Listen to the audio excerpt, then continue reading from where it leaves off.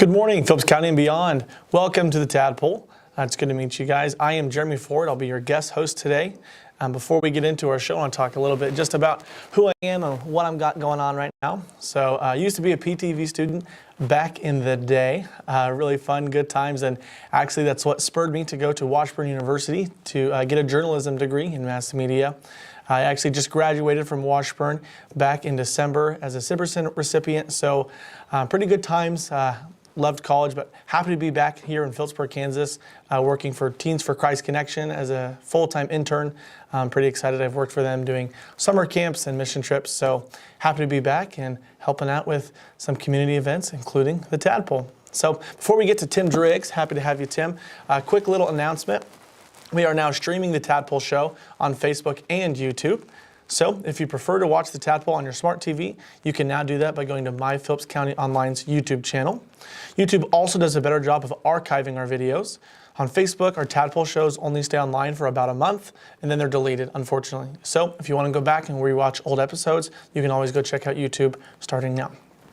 So let's get into it. Tim, how are you? Good, how are you? I'm doing good. So Tim, what's your job with the city right now? Currently, I'm the city administrator. Gotcha, okay. I get to wear all the big hats. Great. So we're talking today about the concrete projects going on. We kind of saw a little bit of that on the Facebook for the city of Phillipsburg. So tell us a bit about this concrete replacement project. Okay, so typically every year our staff goes through and replaces some of the concrete intersections. The last couple of years we've been a little short of help, so we've had to combine some of those projects. And this year we end up contracting that out. So APAC, they're out of Hayes, has been awarded this project. I believe there's approximately 22 concrete approaches they'll be doing. A couple of them just down the street from the school started this last Monday. So they're anticipating doing about 2 a week. Time to get them tore out, formed, and poured. There is about a week time for a cure time on them before we can open them to traffic. But it's a good project. There's a lot of concrete in town that's seen some better days. It's cracked up pretty bad, got some deterioration of the surface, and just really starting to fail. So we've been working for the last 7 years to try to evaluate those and get those programmed so that we can schedule replacement. Unfortunately, some of those were deteriorating at a rate faster than our staff could keep up replacing. So it's going to be a good project. The project costs about $370,000. So we're hopeful it can be done. Well, it's got a 90-day working day project. A lot of it will depend on Mother Nature. Next day or so, we're supposed to see some of that white stuff on the ground, which unfortunately does slow them down. So.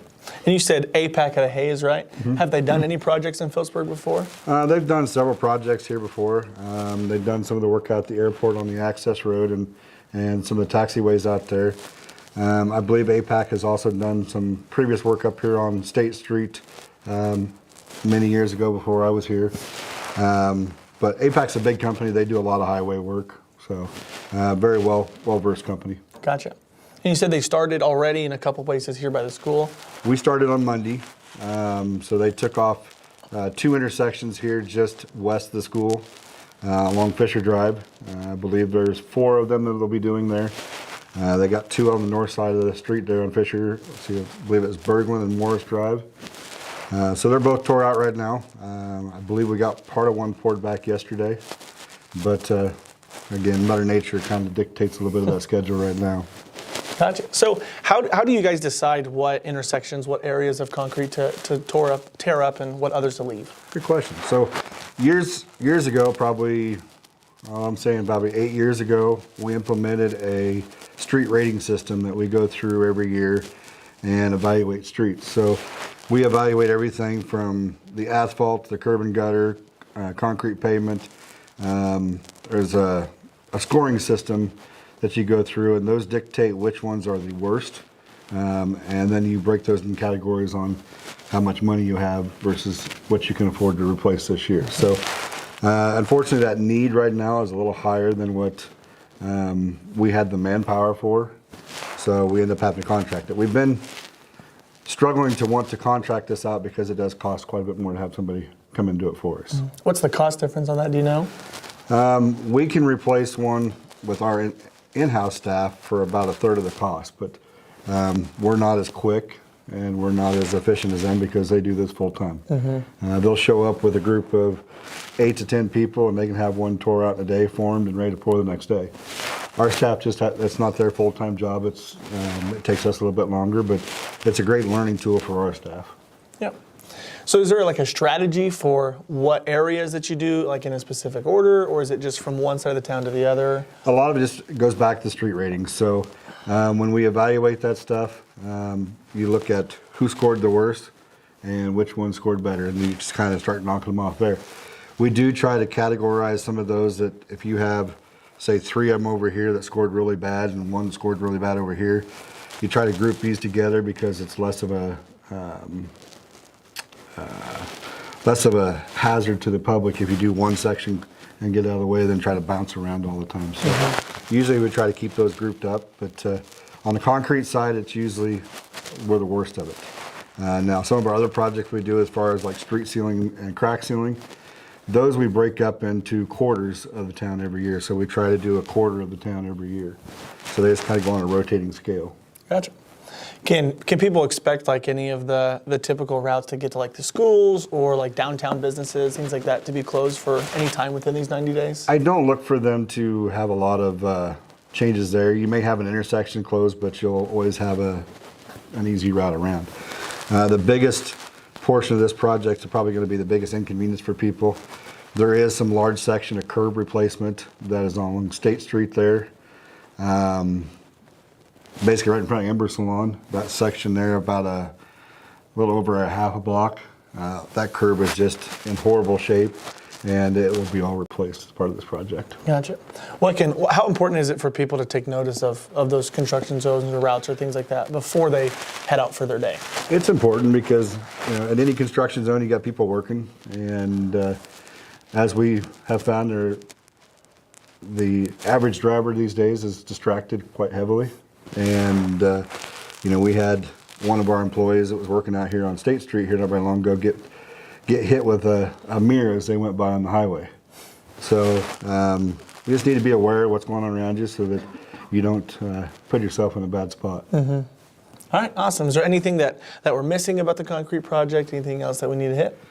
Just there's a lot of it going on, so please let them work. Awesome. All right, so looking ahead, is there any other future projects that the city has planned for infrastructure or just anything like that? Well, there is several projects coming up that have been contracted. There's a new fuel system being put out at the airport.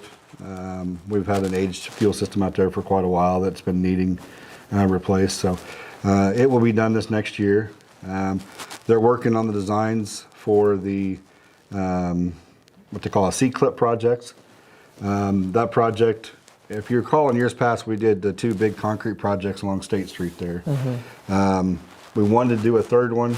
Unfortunately, the state kind of wanted us to push some of that stuff back. So they're going to do a mill and overlay from where those projects stopped all the way up to about First National Bank.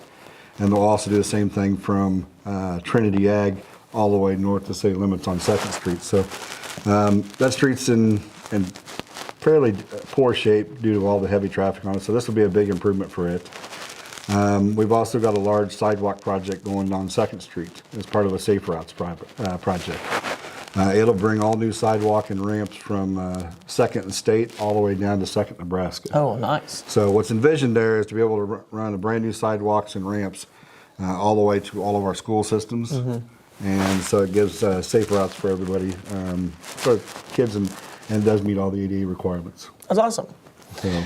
Great. So we've got plenty of projects coming up, and of course, city members are thankful. So how can city members help out with those projects, or serve, or volunteer, or give back? Well, it's hard to volunteer on those projects because they are state funded and they have state requirements. But by all means, if you have something going on that you would like to see done, bring it to your council members' attention, and help us look for ways to correct those problems. Awesome. Sounds great. Thanks, Tim. Thanks for coming in. We'll head to a commercial break, and afterwards we'll be talking to Brian Fischer with TFC. On the field, taking risks is part of the game. Every yard, every play. It's about going all in.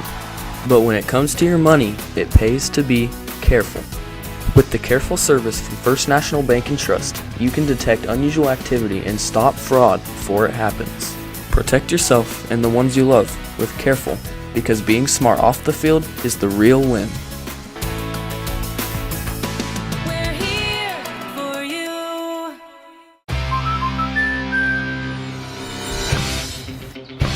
Life's better when you're under our roof. Because we know it's more than a new home. It's really him. It's a new journey. Welcome to the neighborhood, Jordan. Thanks, guys. Whoa. And when you feel protected, you can dream fearlessly. Go long. Bundle home and auto and save up to 40%. American Family Insurance.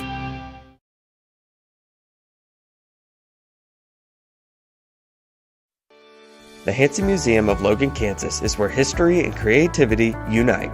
For over 50 years, we've been your cultural hub, offering a diverse range of exhibits, from captivating Lego brick displays to timeless joy of Bob Ross's art. But we're not just a museum, we're a community gathering space. Join us for thrilling events like Murder Mysteries or celebrate creative talents at one of our many events. At the Hansen Museum, we're not just preserving the past, we're creating memories for the future.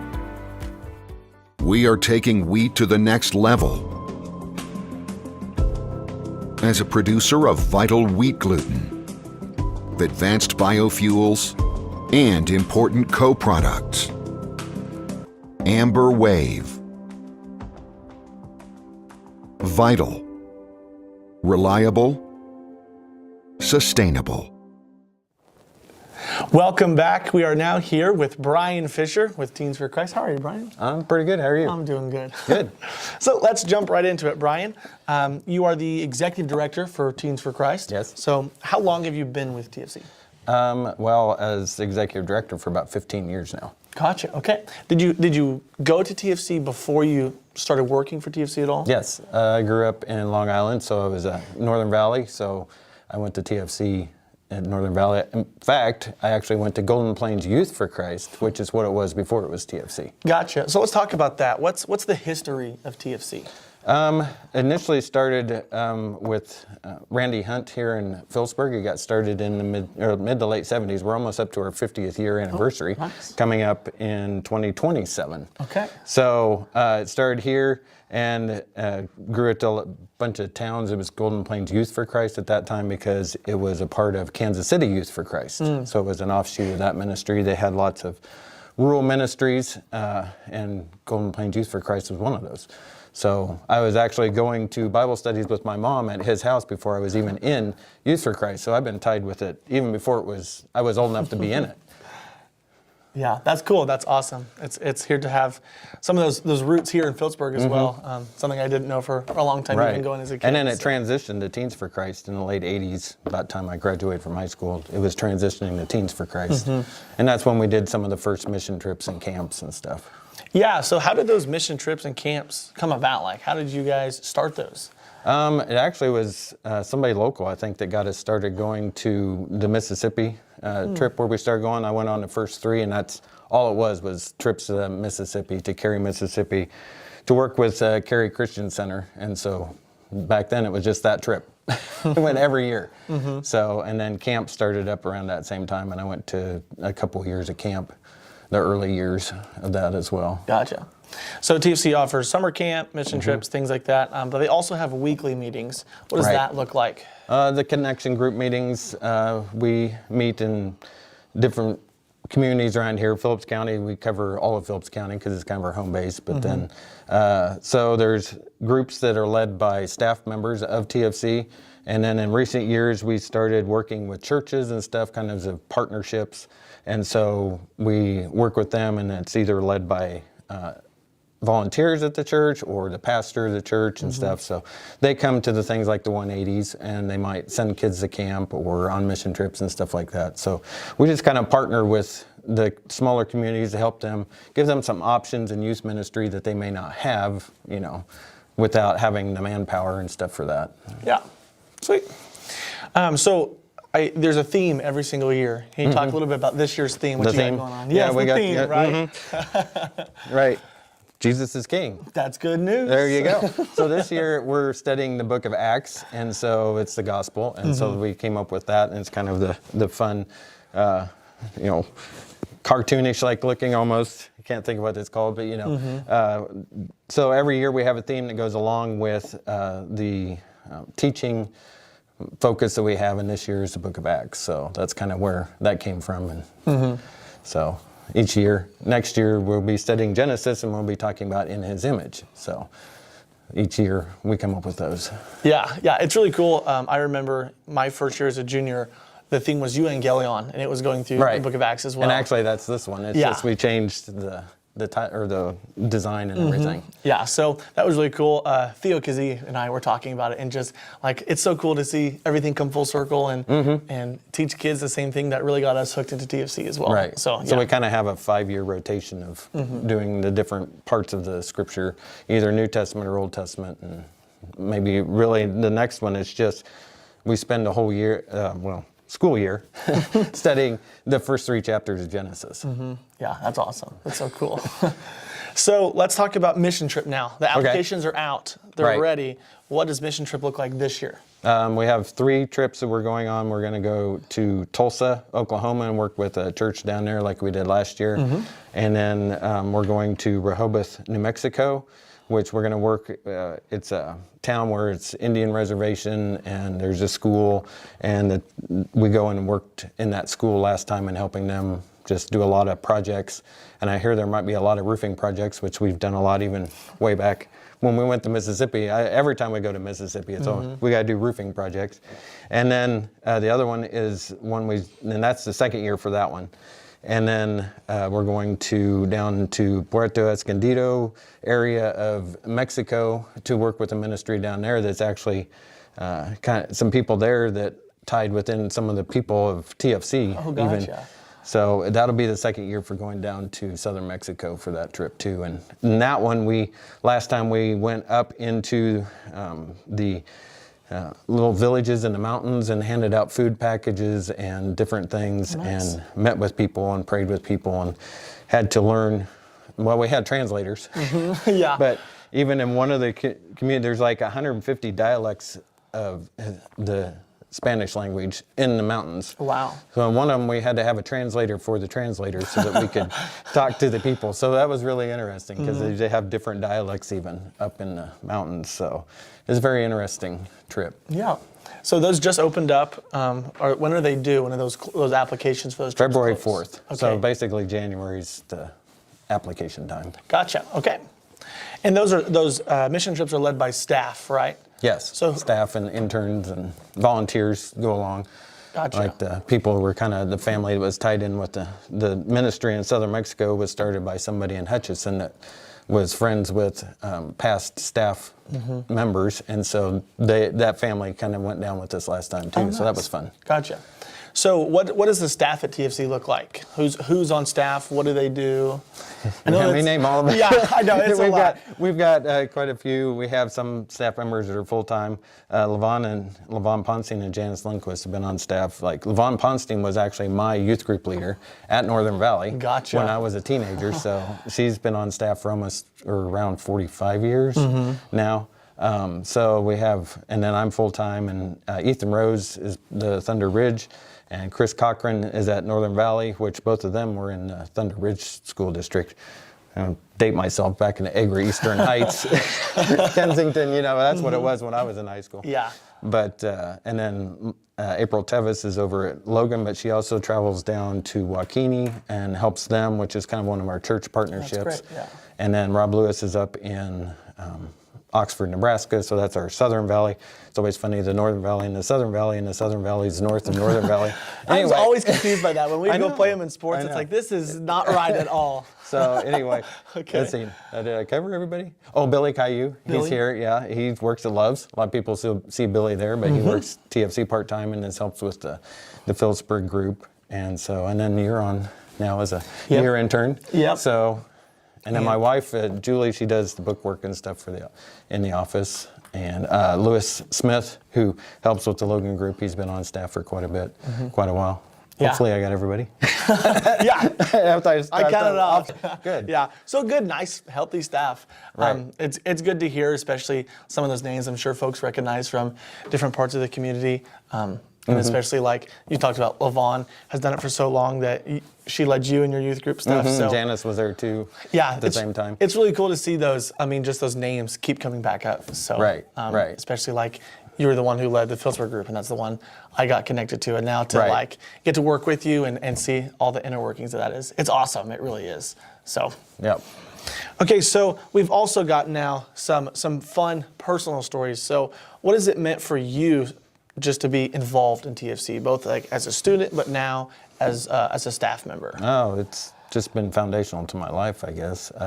Just gave me a good solid foundation spiritually growing up. Then as I went off into college and stuff, can't go through the whole story, we'd be here all day. But anyway, ended up finally going on staff at a church where I was at and learning a lot about, of course, my degree. You know, people going, high schooler, if you're watching this, your degree doesn't necessarily always lead to where you're at. I have an accounting and business degree, but I use that some at TFC, obviously, but moved into a church finally as a business person for the church, and then eventually what happened there is God called me away from that and brought me back here to TFC.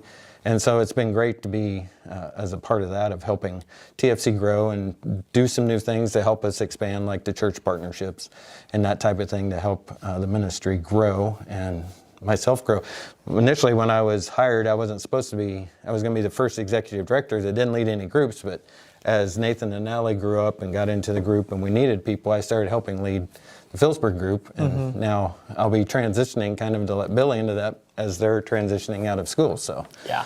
it's been good to be a part of that. I've really grown a lot in learning how to lead the groups and study and develop lessons, write a lot of my own lessons, and take what we do and try to weave in understanding, especially now, how Scripture and how it works with our current culture and all the different things that they face, the youth face in today's culture, and helping them understand truth.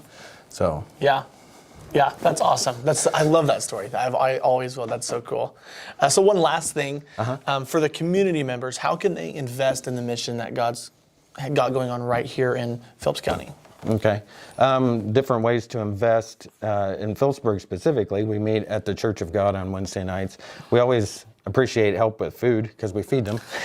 And my wife has to cover that, and she loves having people that would either cook meals or donate food or, buy pizza, staple youth group thing. But they like other stuff too. Just donations of money to help us do different things because, we have expenses not only for food but other things. And just if there are people interested in helping, we need volunteers that would love to be there and help us run a group on Wednesday nights. So they can help us that way here. And then in general, the whole ministry, if people want to invest, and we obviously have lots of general expenses for the whole ministry to cover, so they can donate towards that too. Yeah, awesome. All right, well, if you want to check out any of that stuff, you can go to tfcconnection.org to look at the different groups we've had, staff members, or to donate. So, Brian, thanks for coming on, talking to us. I'll see you soon. Oh yeah, I'll see you we got a staff meeting here in 10 o'clock, Got to be there. I'll keep that in mind. I'll set my alarm. All right. Awesome. Thank you, Brian. We're going to head to another commercial break, and we'll be back talking about the Wellness Center. Coombs Trucking is your trusted partner for towing services. Our expert team is always on call, ready to help you get the service you need. As a AAA service provider, Coombs Trucking offers dependable and professional service in every situation. We've got the equipment, experience, and dedication to get you back on track. Don't let a roadside emergency slow you down.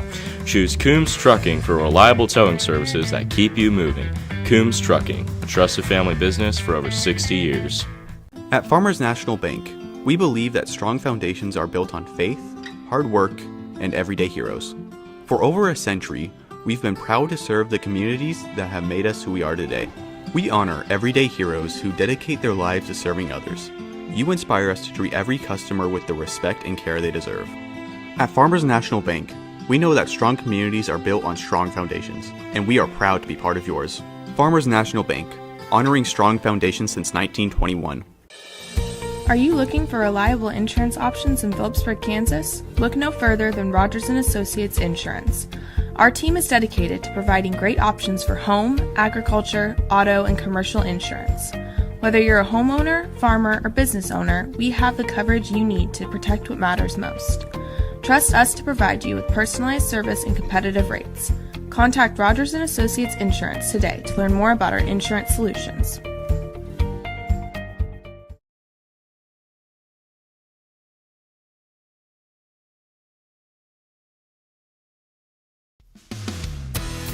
On the field, Coombs Trucking is your trusted partner for towing services. Our expert team is always on call, ready to help you get the service you need. As a AAA service provider, Coombs Trucking offers dependable and professional service in every situation. We've got the equipment, experience, and dedication to get you back on track. Don't let a roadside emergency slow you down. Choose Coombs Trucking for reliable towing services that keep you moving. Coombs Trucking, a trusted family business for over 60 years. At Farmers National Bank, we believe that strong foundations are built on faith, hard work, and everyday heroes. For over a century, we've been proud to serve the communities that have made us who we are today. We honor everyday heroes who dedicate their lives to serving others. You inspire us to treat every customer with the respect and care they deserve. At Farmers National Bank, we know that strong communities are built on strong foundations, and we are proud to be part of yours. Farmers National Bank, honoring strong foundations since 1921. Are you looking for reliable insurance options in Phillipsburg, Kansas? Look no further than Rogers & Associates Insurance. Our team is dedicated to providing great options for home, agriculture, auto, and commercial insurance. Whether you're a homeowner, farmer, or business owner, we have the coverage you need to protect what matters most. Trust us to provide you with personalized service and competitive rates. Contact Rogers & Associates Insurance today to learn more about our insurance solutions.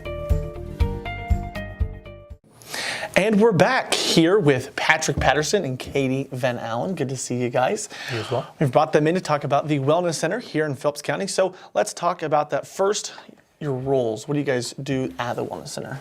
Yep. I started with Wellness Center back in, I think, 2017. I don't look up my exact date, but I am now the board treasurer. Oh, gotcha. So I get to do the books. So. And I'm the newest board member. I've been on about 3 years, I think, 2 or 3. So we're Gotcha. just, the overseers. Time flies. Yeah. Sweet. So let's, I'm sure most folks know what a Wellness Center is, but let's go ahead. Just what is a Wellness Center? What kind of things do you guys offer down there?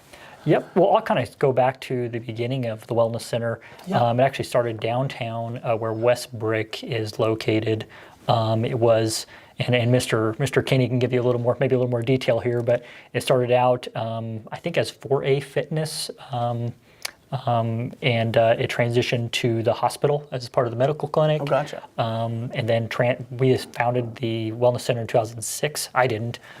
Jeanne Wagner and a group put that together as a nonprofit. Mm-hmm. So now it just is our community workout center. We got ellipticals, treadmills, weights, machines, a little bit of everything. Nice. And it's kind of a hidden gem if you haven't been in there. There's literally something for every age group, for everybody. We always have a volunteer at the desk that's willing to help out as well, so you don't have to feel intimidated. And it is just average people in there every day, so it's not like the gym, like intimidating gym. Yeah. For sure. We kind of strive to be the wellness center versus just a weights and testosterone. It's for everyone. So we have a separate video room or individual workout space. It's kind of first come, first serve basis, as well as kind of an ab core room if you want a little more individuality. And then obviously our main room with all the equipment. So. Gotcha. You'd mentioned volunteers. What does it look like to volunteer down at the Wellness Center? Well, you just walk in, you tell them that you want to volunteer, basically. Okay. It is not anything too crazy, but we do at least 1 hour increments, though. Okay. But you can do more than that. Most people, if you do 8 hours a month, though, you can get a free membership. So that's a real pull for a lot of people. Okay. And that's, 2 hours a week isn't too terrible. Yeah, that's Sunday evening watching the football games. Correct. So. Yeah. And it's just a like if somebody new comes in, you register them, you give them the tour, kind of a brief overview. If anybody has questions, a lot of times if there's a difficult question, they just leave a note for Bridget Babcock. She is the manager down there, and she can handle it on her hours. How are the volunteer staffing looking? Do you guys have a lot of volunteers? Are you moving some in and out pretty often? We have a pretty set group, but we do move in and out frequently. Like it seems like somebody moves, but then we always I don't know, divine intervention maybe. We have people another. are just like, I'm retiring and I could use that spot. And I'm like, it's always worked out for us, but it's always nice to have. And we do keep a list, even if you don't want to volunteer on a set basis, of just like, hey, so-and-so called in sick today. Would you mind coming in? So it can be very last minute if you want it to be, if you don't want that set hours. But some people appreciate like at 5 o'clock on Mondays, you know where you're going to find them. Okay, gotcha. So it can be whatever you want it to be. Gotcha. And we appreciate it all. I mean, even for like sure. she said that, even that hour, if it's to cover a lunch period, if it's at the end of the day, in the morning. We have a pretty stable volunteer group in the morning, but you never know with sickness and so. Just activities. People do go on vacations. Yep. Yeah. So, so you talked about you get the membership if you volunteer for 8 hours. What's the actual like membership fees? How long does it last? What's it offer? Yep, we offer a variety. Just kind of your typical monthly monthly is $35 for the month. That's an individual membership. We have a couples membership that it discounted a little bit to $55. So husband and wife, that type of thing. We have a family membership for $75, and that's up to 4 members. And then we also offer the discounts on like an annual, semi-annual. So essentially you get 10 months, 2 months free. So $350 for the year at a time. Oh, gotcha. Okay. Yep. Yeah, and honestly, even if you're paying monthly, $35 a month, you'd be hard pressed to find anywhere else in the United States you're going to have a wellness membership for $35 a month. And then for students, we also offer a discount of just $20. And so that's and high school lately, students and college students. Oh, yes, good to know. And we've really seen our membership, the demographic has kind of changed over. It really kind of COVID played into that, but we're seeing a lot of the younger ones come in, which is just really good to see. Yeah. It kind of gives the rest of us motivation to keep going, and so appreciate all of them that have joined us. You do have to be 14 to come. Okay. That is kind of our cutoff. We don't want injury. We don't want people doing things they maybe are not prepared to do, and at least when you're 14, you've gone through the weights classes at the school, so that makes us feel a little better, like more confident. And also, if you can come before you're 14 if you have a doctor's note or like specific reason that like a physical therapist or somebody, and you would have to come with your parent. But otherwise, when you turn 14, we'd love to see you for $20. Yeah. And is there like a daily pass that people, if they just want to come for the day, they can just pay? $5. Okay. Yeah. Gotcha. Sweet. And it is, if you show up on like February 15th, you don't want to pay the full $35. It is like every week that it goes down. If you're paying monthly, we're not going to charge you for a whole month. Gotcha. Okay. But we also don't do like, okay, you are February 15th to March 15th, and you are, like, that would be way too much. Yeah. So we instead just charge you less the later in the month you come. And those memberships just start the first of the month every month? Yeah. Yep. Okay. Yeah. Sweet. Yeah, and we are open every day, 5 a.m. to 8 p.m. Monday through Thursday, and then 5 a.m. to 6 p.m. on Fridays, and Saturdays 7 to 11. Well, actually, right now it's 5 to 11, and we have a volunteer that has a job that sometimes they can't open 5 to 7, but it's been 5 to 11, and then Sundays 1 to 5 in the afternoon. Gotcha. So a lot of variety and opportunity, and we're working on, that's been one of our things the past couple of years. We were very consistent up through COVID, and then COVID kind of killed us for a while, and then like we rebuild that and we're opening more hours up. So we just want everybody to have access to it if they want to come. Yeah. And those hours are based on kind of that volunteer group. So the more volunteers we have, the more hours we can be open. Especially the weekend hours. And the holidays as well, some volunteers like, hey, I'd like to volunteer to work on Thanksgiving morning or something like that. Yeah. We just post those on our Facebook page, like the holidays, because we're closed technically unless somebody's just volunteering to come in on their own time. Okay. Yeah. How active is that Facebook page? Well, we're not active on like a day to day we're going to like slam this down your throat kind of thing. But if there is something we want people to know, like the power's out and we are closed, it'll be on that page. Or, hey, somebody volunteered on Christmas Day to open 5 to 8:30, it's on that page. So if you ever have questions on like a holiday or if there's bad weather and you think like there might be a chance, like sometimes on our kind of rule of thumb is if the courthouse is closed, we are closed. Gotcha. So we have something to go off of. And that way we all just kind of know if it's that icy and bad, we don't want people to risk their lives to come run on the treadmill. And on the Facebook page, last year in 2025, we had some classes that we were sponsoring. So we'd post on there when those classes were available. And we had 4 trainers at one point. So we're going to, right now those are kind of suspended, but we're going to look to open those back up. Okay.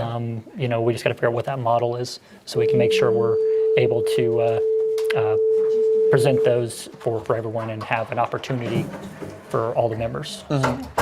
And I'd also like to say that for the older crowd, if they're not comfortable with lifting, Leah Engel has volunteered her time, and you just tell the front desk, and she will be in contact. An awesome service. And she's a retired physical therapy assistant, and so she knows her stuff, and she knows the clientele really well, and it's worked out well. She's worked with a lot of people, so if you're interested in that, reach out. Yeah, that's great.